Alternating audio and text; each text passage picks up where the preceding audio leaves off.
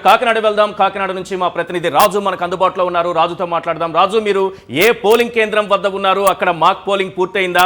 Polling కి సంబంధించినటువంటి ఏర్పాట్లు ఏ రకంగా కనిపిస్తున్నాయి?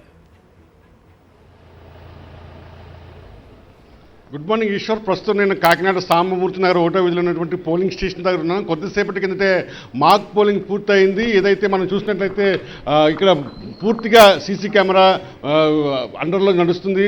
మొత్తం చూసినట్లయితే జిల్లా వ్యాప్తంగా దాదాపు 16,34,122 మంది ఓటర్లు తమ ఓటు హక్కు మరి కాసేపట్లో వినియోగించుకున్నారు. జిల్లా వ్యాప్తంగా 1640 పోలింగ్ స్టేషన్లు ఏర్పాటు చేశారు. ముఖ్యంగా ఎలక్షన్ ప్రశాంతంగా జరిగేందుకు కూడా అటు కేంద్ర బలగాలతో పాటుగా ఇటు పోలీసు బలగాలు, సివిల్ పోలీసు బలగాలు కూడా పూర్తిగా మోహరించిన పరిస్థితి ఉంది. ప్రజలంతా కూడా తమ ఓటు హక్కును వినియోగించుకునేందుకు ఇక్కడ ఆ స్లిప్పులతో తరలి వస్తున్నారు. మొత్తం 12 రకాల ఐడెంటిటీ కార్డులు తీసుకొచ్చి ఏదో ఒక ఐడెంటిటీ కార్డు చూపించి తమ ఓటు హక్కును వినియోగించేందుకు కూడా అధికారులు సిద్ధంగా ఉన్న పరిస్థితి ఉంది. ఓటర్లందరూ కూడా ఆ పోలింగ్ కేంద్రాలకు వెళ్ళి తమ ఓటు హక్కును వినియోగించుకునేందుకు సిద్ధంగా ఉన్న పరిస్థితి ఉంది. ఇప్పటికే జిల్లా వ్యాప్తంగా దాదాపు 98% ఓటింగ్ స్లిప్లు కూడా అధికారులు పంపిణీ చేశారు. ముఖ్యంగా ఈ ఏడాది ఏదైతే ఓటింగ్ శాతాన్ని పెంచడానికి కూడా అధికారులు ఇప్పటికే పలు అవగాహన కార్యక్రమాలు నిర్వహించిన పరిస్థితి ఉంది. ముఖ్యంగా మనం చూసినట్లయితే జిల్లా వ్యాప్తంగా కూడా అటు కాకినాడ పార్లమెంటుతో పాటుగా 7 అసెంబ్లీ నియోజకవర్గాలకు సంబంధించి 108 మంది అభ్యర్థులు పోటీ పడుతున్నారు. దీంతో పాటుగా మనం చూసినట్లయితే ఆయా పోలింగ్ కేంద్రాల వద్ద సెక్షన్ 144 కూడా అమలు చేశారు. ఎప్పటికప్పుడు పోలీసు అధికారులు పోలింగ్ సర్లు ఏ విధంగా ఉన్నది కూడా పూర్తిగా పర్యవేక్షిస్తున్న పరిస్థితి ఉంది. అటు కేంద్ర బలగాలతో పాటుగా సివిల్ పోలీసులు కూడా ముఖ్యమైన ఏదైతే సమస్యాత్మక పోలింగ్ కేంద్రాలు ఉన్నాయో అక్కడ మోహరించి ఉన్నారు. ఏదైనా ఈవీఎంలో సాంకేతిక సమస్య తలెత్తితే కేవలం 15 నిమిషాల్లో ఆ పోలింగ్ కేంద్రానికి వెళ్ళి ఆ సమస్యను పరిష్కరించేలాగా బెల్ ఇంజనీర్లు కూడా అందుబాటులో ఉంచారు.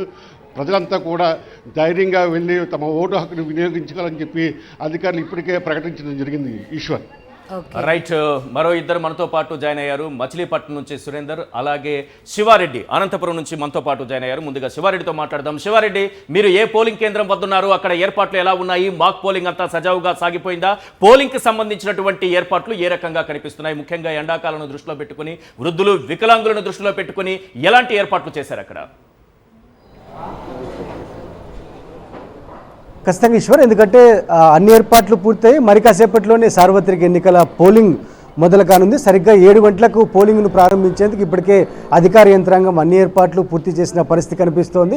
ప్రస్తుతం అనంతపురం అర్బన్ నియోజకవర్గంలోని రుద్రంపేట పాఠశాల పోలింగ్ కేంద్రంలో ఉన్నాం. ఇక్కడ చూడొచ్చు దాదాపుగా అన్ని ఏర్పాట్లు పూర్తయిన పరిస్థితే కనిపిస్తోంది. ఎందుకంటే వాటర్ ఫెసిలిటీ అరేంజ్ చేశారు. అదేవిధంగా మహిళలకు, వృద్ధులకు ప్రత్యేక క్యూ లైన్లను అరేంజ్మెంట్ చేయడానికి పోలింగ్ సిబ్బంది ప్రత్యేకమైన ఏర్పాట్లు చేయడం జరిగింది. మరోవైపున అనంతపురం జిల్లా వ్యాప్తంగా అంటే ఉమ్మడి అనంతపురం జిల్లాలో 14 అసెంబ్లీ, 2 పార్లమెంటు స్థానాలకు ఈ రోజున ఎన్నికలు జరుగుతూ ఉన్నాయి. అనంతపురం జిల్లాలో దాదాపుగా 20 లక్షల ఓటర్లు, సత్యసాయి జిల్లాలో 14 లక్షల మంది ఓటర్లు, మొత్తం కలిపితే 34 లక్షల మంది ఓటర్లకు సంబంధించి దాదాపుగా ఒక అనంతపురం జిల్లాలో 2236 పోలింగ్ స్టేషన్లు ఏర్పాటు చేశారు. అదేవిధంగా సత్యసాయి జిల్లాలో 1571 పోలింగ్ స్టేషన్లను ఏర్పాటు చేయడం జరిగింది.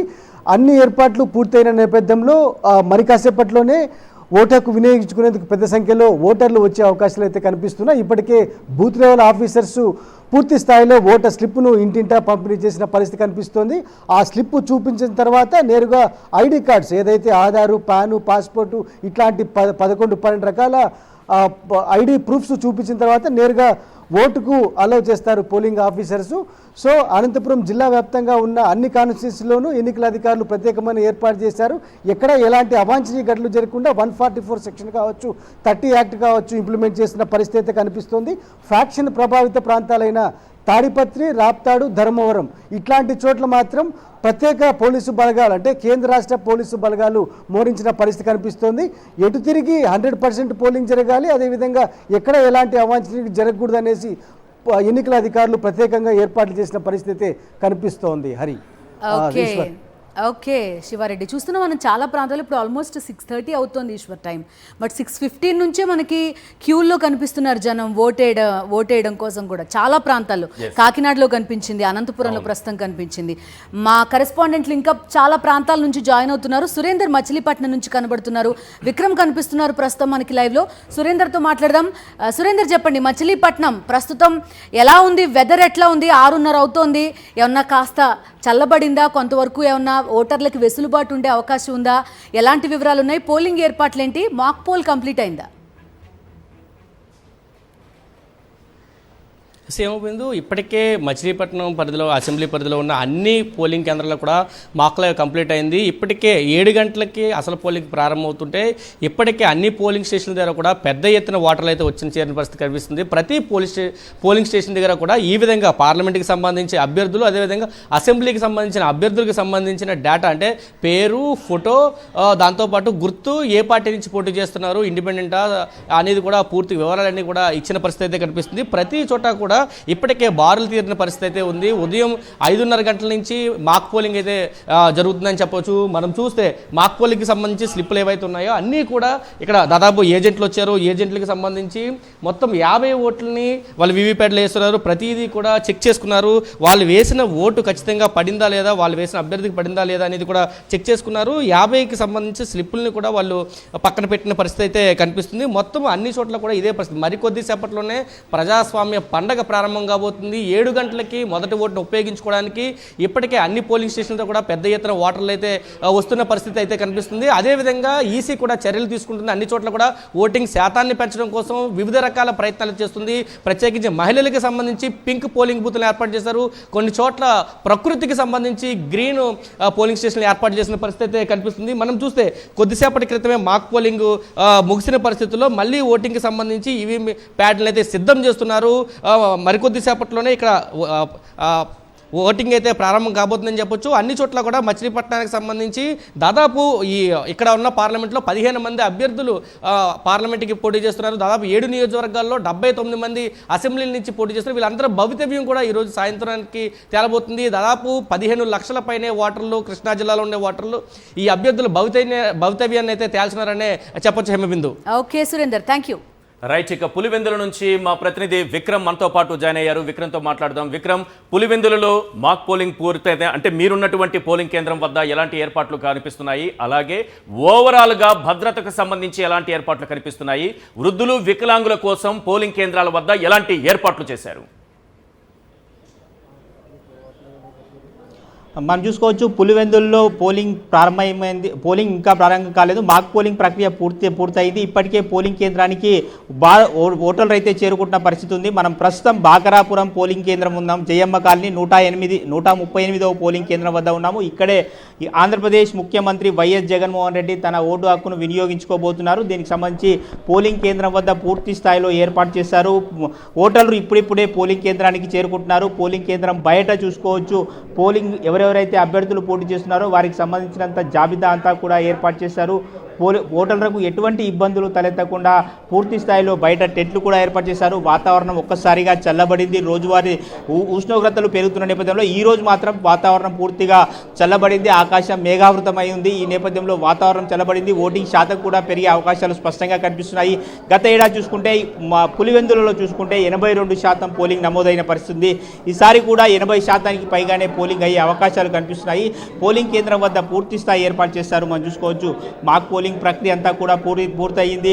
పోలింగ్ సంబంధించి ఓటర్ లిస్టు జాబితా అంతా కూడా మనం చూసుకోవచ్చు. ఇక్కడ పోలింగ్ ఏజెంట్లు కూర్చుంటారు. పోలింగ్ ఏజెంట్లకు సంబంధించి ఓటర్ జాబితాను ఇక్కడ నుంచే పరిశీలిస్తారు. మనం చూసుకోవచ్చు పోలింగ్ జాబితాలో మనం చూసుకోవచ్చు ఆంధ్రప్రదేశ్ ముఖ్యమంత్రి వైఎస్ జగన్మోహన్ రెడ్డి సంబంధించిన ఓటర్ లిస్టు జాబితాను కూడా మనం విజువల్స్లో చూడొచ్చు.